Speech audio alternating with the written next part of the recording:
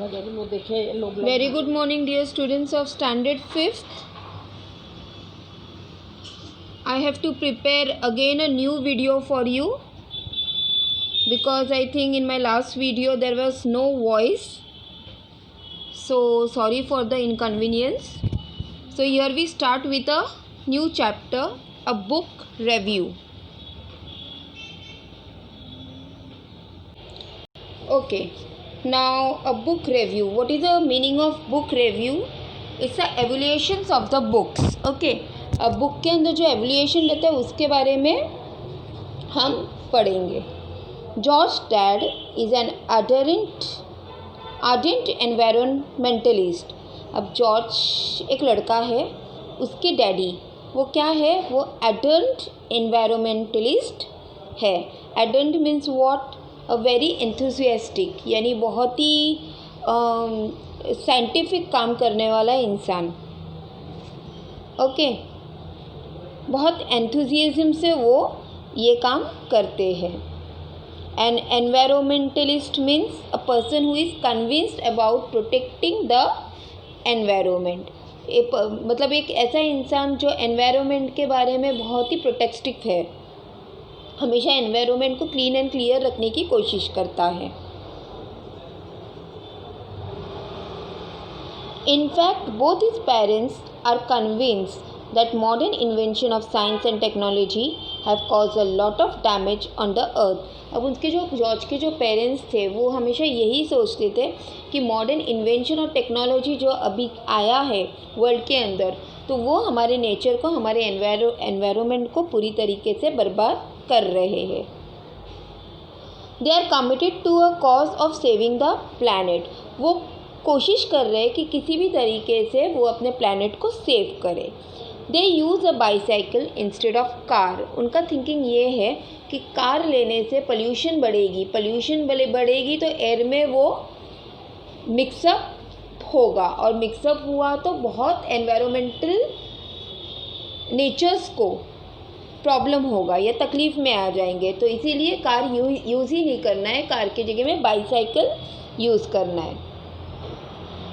There is a ban on TV and computer in their house. उसके computer और TV में banned है, मतलब उनके घर पे वो इस्तेमाल ही नहीं होते.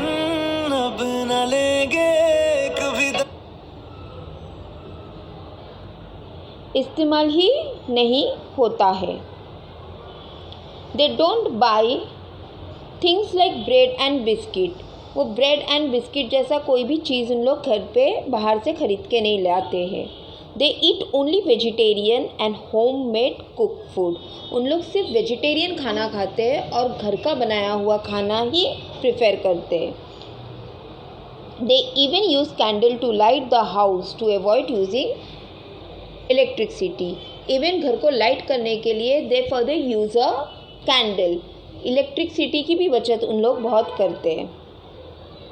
Poor George has to suffer a lot of jeering and ridicules from his friends because of all of these. अब पुअर जॉर्ज जो थे, जॉर्ज उनका बेटा जो है, ये सारी चीज़ों के वजह से उनके फ्रेंड्स के सामने बहुत ही रिडिक्यूल होना पड़ता था, यानी शर्मिंदा होना पड़ता था. मॉन्क आउट करते थे, उसके फ्रेंड्स जो है मॉन्क आउट करते थे, मॉकिंग करते थे.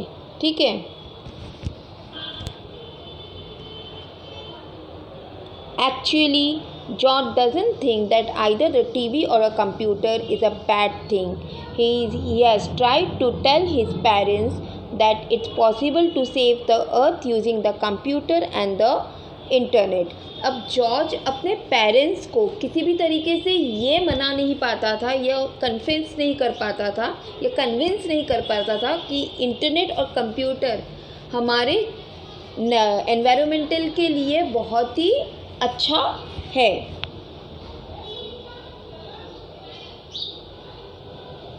But no, in their house they can't be any discussion on that issue. उनके घर में किसी भी तरीके का इस टॉपिक को लेके कोई डिस्कशन नहीं होता था.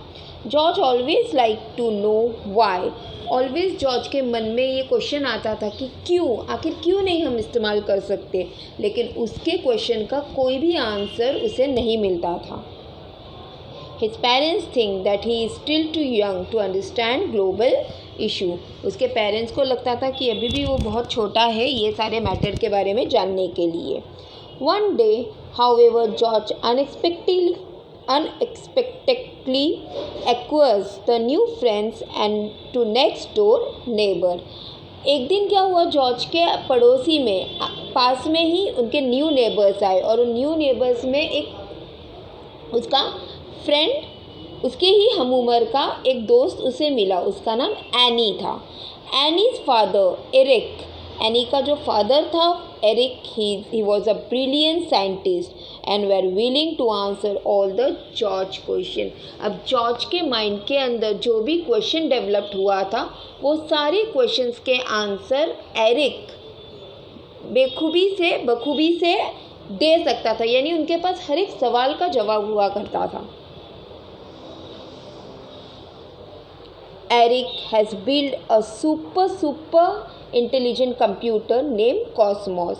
Cosmos has incredible power। Cosmos के अंदर एक incredible extraordinary power उसके अंदर था। Incredible means what? Extraordinary, जो हम पॉसिबल ही नहीं है कि हम बिलीव कर सके। It was impossible to believe that ऐसे भी कोई कंप्यूटर होता है। It can literally open window on the universe and take you to any planet, star, comets and even to a black hole। And of course Cosmos can also bring you back from there। Cosmos जिस तरीके से universe के अंदर ले जा सकता था उसी तरीके से वो रिटर्न भी ला सकता था। इतना ब्रिलियंटली उस कॉस्मोस को बनाया गया था, और बनाने वाला कौन था? Eric, Annie's father.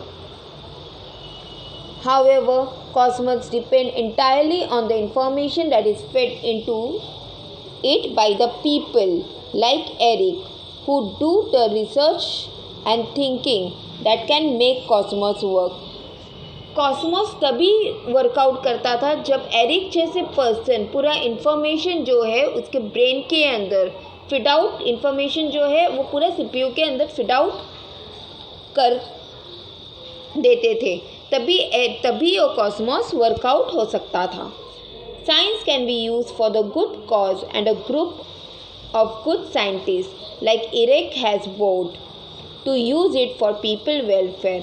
अब साइंस जो है, साइंटिस्ट जो है वो गुड वेलफेयर के लिए, कुछ अच्छे काम के लिए, अच्छी चीज़ों के लिए यूनिवर्स में वो अप्लाई कर सकते हैं। लेकिन कुछ ऐसे भी साइंटिस्ट हैं जो सिर्फ अपने मतलब के लिए, अपना पैसा कमाने के लिए, अपना वर्ल्ड को पूरा हैंडल करने के लिए गलत भी कर सकते हैं। अनफॉर्चुनेटली देयर इज़ वन और angry scientist who want to use science for his own selfish motive। एक ऐसा भी साइंटिस्ट था जो अपने ही मतलब के लिए साइंटिफिक साइंस का गलत उपयोग करने लगा या किया करता था। He is planning to steal cosmos and all the Eric research so that he can establish his own rule on other planet। तो किसी भी तरीके का एरिक का पूरा जो रिसर्च है, कॉस्मोस उसने जो बनाया था वो चोरी करना चाहता था ताकि वो अपना रूल दूसरे प्लैनेट के ऊपर चला सके। If you want to know what adventures he undertake and what strategies he has to use to stop the power-hungry scientist, you can have to read the novel। अगर आपको पता लगाना है कि उसने किस तरीके से ये किया था तो आपको एक नॉवल पढ़ना होगा जिसका नाम है George secret key to the universe. The author of this wonderful adventure is Lucy Hawkins. The story of the novels is imaginary, but it is also included plenty of charts, photographs, boxes that give you hard fact about our solar system, galaxy, space and whole universe। वो book में, वो किताब में, वो novel में बहुत सारे charts भी प्रोवाइड है, फोटोग्राफ के साथ, बॉक्सेस के साथ, कि आप पूरे गैलेक्सी या सोलर सिस्टम, स्पेस और होल यूनिवर्स के बारे में जानकारी ले सकते हो. This information has been presented in the very simple, easy to understand manner by none other than Stephen Hawking, who is said to be one of the greatest scientists of our times. His achievements are all the more astounding, and he is a victim of many physical elements. Astounding means what?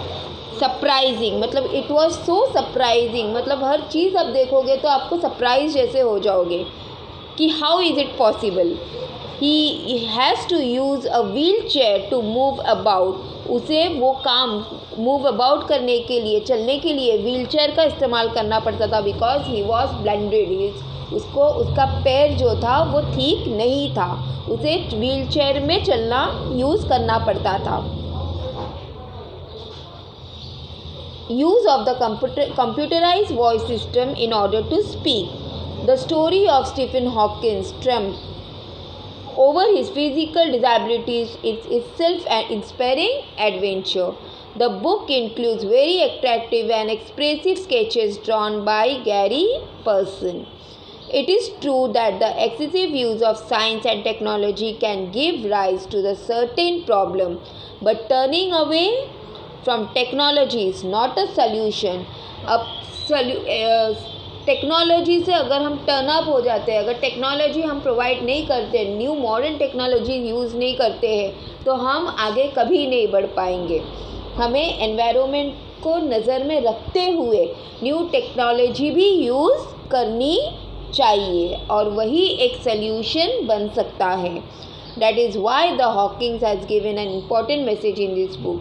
More research, more studies, and the commitment to use them not for selfish gain, but for the welfare of entire living world. Understood? The story is about the lesson has taught you that you have the solution to use the technology field. Modern technology किस तरीके से use करते हैं या कर सकते हैं, and even it will not harm to your environment or nature. Understood? So read the lesson twice. You will understand the lesson very nicely, and try to find the answers from the given lesson. Till then, have a great day. I will come with the notes in my next lecture. Till then, thank you.